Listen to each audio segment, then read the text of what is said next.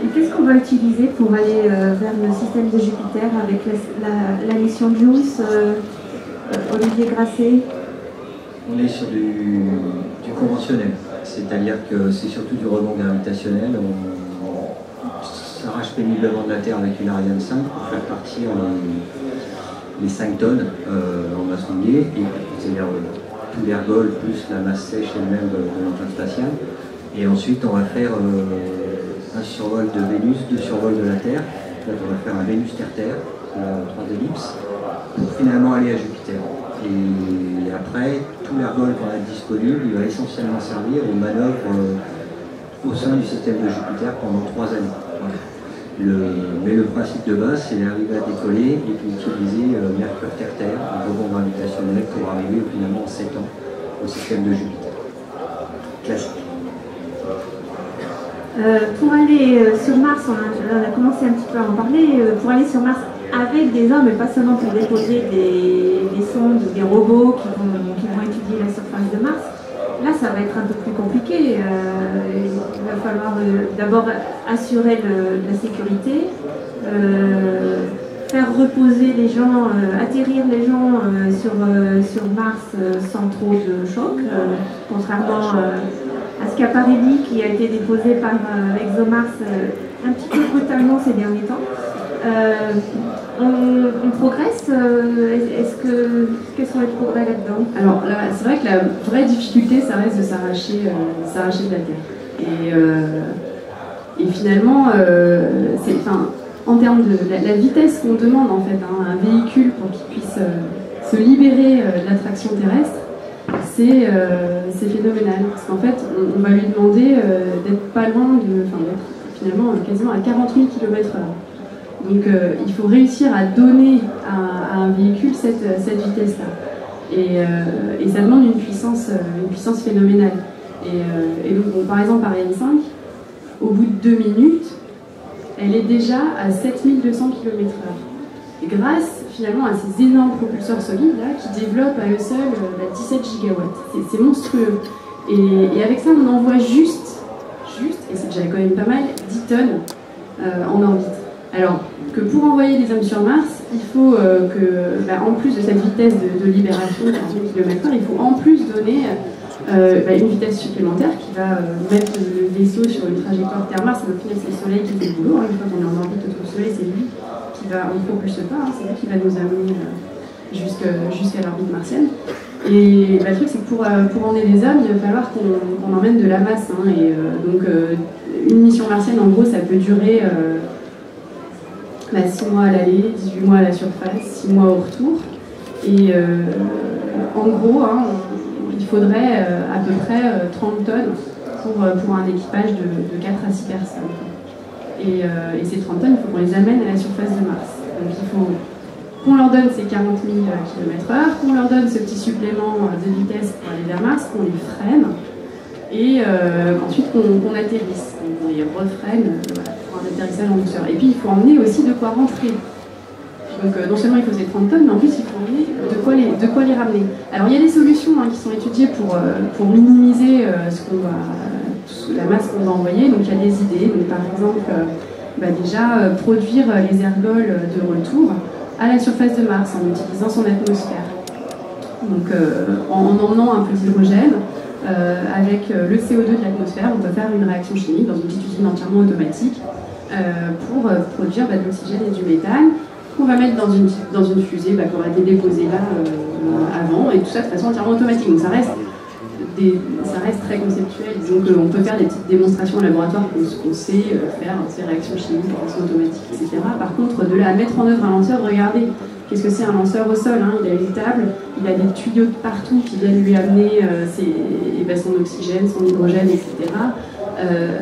Mettre ça en œuvre de façon entièrement automatique sur une autre planète, on est encore malheureusement assez loin d'y être. Et pour éviter d'emmener trop de masse aussi pour le freinage, on peut imaginer se servir de l'atmosphère de Mars. Donc il y en a qui envisagent carrément ce qu'on appelle une aérocapture, c'est-à-dire qu'ils vont viser en fait la planète, ils vont viser de pas surfer sur l'atmosphère, mais rentrer dans l'atmosphère suffisamment pour freiner, puis en ressortir et être en orbite. Donc là, il ne faut pas se tromper, hein, parce que si je vise trop haut, je vais rebondir. Et donc là, je fais finalement un rebond gravitationnel, salut, au revoir. Et soit je vise un peu trop bas, puis là, je me crache. Donc c'est une technique qui n'a pas encore été démontrée. Par contre, ce qu'on fait déjà aujourd'hui, c'est de l'aérofreinage. C'est-à-dire, je vais faire plusieurs passages dans l'atmosphère, et l'atmosphère va me freiner petit à petit pour descendre en orbite. Donc, au final, la grosse difficulté, c'est qu'il faut emmener beaucoup de masse. Et pour emmener beaucoup de masse, il faut la faire décoller du sol, cette masse. Et donc aujourd'hui, il y a plusieurs options, mais c'est vrai qu'avec de la propulsion type Apollo, on pourrait imaginer envoyer plusieurs équivalents de Saturne V pour assembler quelque chose qui irait vers Mars. Donc là, on voyait une image SpaceX. Elon Musk, au mois d'août, lui, il a proposé de faire ça avec un lanceur finalement conventionnel mais monstrueux et d'en envoyer plein qui seraient réutilisables pour assembler ce gros train spatial en orbite et puis aller vers Mars. Après, on peut sinon attendre qu'il y ait des moyens de propulsion un peu plus sophistiqués pour nécessiter moins de masse au décollage. Mais on aura quand même, si on veut emmener des hommes, il faut emmener de la masse et il faut la faire décoller. C'est quand même la grosse difficulté du problème. Alors, imaginons maintenant que ça y est, on sait comment propulser tout ça, on sait faire des voyages, y compris hors du système solaire, éventuellement des voyages intergalactiques. Ces voyages ils durent quand même un certain temps. Comment on y vit dans les vaisseaux? Est-ce que vous pouvez, l'un après l'autre, me dire quelle est la vie, le mode de vie? Alors on a vu au cinéma le vaisseau de 2001, l'Odyssée de l'espace, on a vu déjà un petit peu comment les cosmonautes pouvaient vivre là-dedans. Plus récemment, dans Seul sur Mars, on a vu un vaisseau qui n'était pas réaliste, mais on a vu un peu la vie des voyageurs là-dedans. Comment vous imaginez votre vie dans un voyage dans l'espace? On commence par les mêmes. Laurence, Olivier.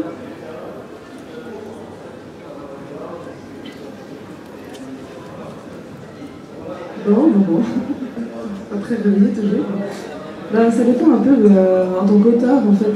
On peut imaginer quelque chose de complètement extravagant, ou alors on peut essayer de s'en tenir un peu à la réalité. Pour certains des futurs romans que j'ai envie d'écrire, notamment la suite de la série, là, c'est des choses qui sont vraiment de la science-fiction, ça a l'air vraiment de l'imaginaire poussé, on imagine des technologies différentes, etc. Voilà, par exemple, le Grand Arc est un vaisseau monde, c'est un vaisseau océan en fait. Donc il y a un vaisseau qui a carrément une faune, une flore, etc., mais de type océanique. Et qui surprend énormément les colons humains quand ils y débarquent. Mais il y a de l'eau, ils transportent de l'eau à bord, et c'est lourd l'eau. Mais bon, pour penser à quelque chose de plus réaliste, il y a quelque chose qui m'a frappé dans un bouquin que j'ai lu assez récemment. J'ai lu le deuxième tome en fait, Les enfants de Poséidon de Stavanos. Et lui, en fait, il utilise des astéroïdes qui creusent. Et c'est des voyages qui durent mais vraiment des centaines et des centaines et des centaines d'années. Et c'est comme des petites planètes à l'intérieur, c'est des petites planètes intérieures. C'est-à-dire, au lieu de nous, on est sur une planète, on a une atmosphère qui nous protège. Eux, ils sont à l'intérieur de l'atmosphère et c'est vraiment des voyages. Et comme il disait tout à l'heure, Olivier, je crois, on oublie carrément, ou j'ai qu'il a dit, quitte à oublier en fait pourquoi on est parti, est-ce qu'il y a un extérieur. D'ailleurs, à un moment donné, ils se posent la question, ils ont décidé d'aller en direction de cette planète qui s'appelle Creuset, où ils ont découvert en fait, des signes de vie. Et des siècles s'écoulent et certains disent non mais nous on ne veut pas freiner, on veut continuer à... Ils oublient même leur objectif, se dire mais nous on va pas... Ils ont perdu leur technologie pour freiner en fait. Et certains disent non on va continuer en fait. Parce que c'est le vol en fait en lui-même qui est intéressant. Puis en fait on a dans ces astéroïdes, puis ça nous intéresse plus d'aller sur une planète, c'est notre vie en fait. Donc, au fil des siècles qui s'écoulent, je ne sais plus si c'est des siècles ou même des millénaires, je ne me rappelle pas. En fait, ça c'était assez intéressant parce que c'est des voyages, imaginez, les voyages interstellaires, ça dure une éternité, parce qu'on est très loin des planètes, des exoplanètes. Donc ça, c'est la différence entre la réalité et ce qu'on peut mettre en science-fiction, et quand même, voilà, c'est une montagne, quoi. On peut imaginer plein de choses du type de la science-fiction, imaginer justement des ponts Einstein-Rosen, des trucs comme ça, des trous de verre, etc. Mais la réalité, C'est-à-dire qu'on va voyager très longtemps. Il faut trouver un moyen que le voyage soit quelque chose en lui-même, est un but en lui-même, parce que sinon, tu as oublié la destination.